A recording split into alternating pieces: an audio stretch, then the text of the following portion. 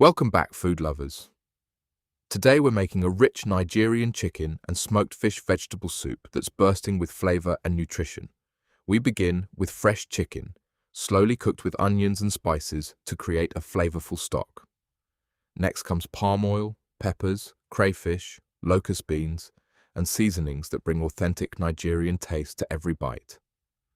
Then we add smoked fish and boiled chicken, giving the soup its irresistible aroma while providing high-quality protein and important minerals.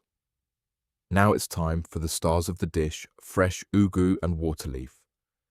These leafy vegetables are loaded with vitamins A, C, and K, plus iron, calcium, antioxidants, and dietary fiber that support healthy digestion, stronger bones, and a stronger immune system. By adding the vegetables toward the end of cooking, we preserve more of their nutrients and vibrant color. The result is a delicious, wholesome soup packed with protein, healthy fats, fiber, and essential vitamins.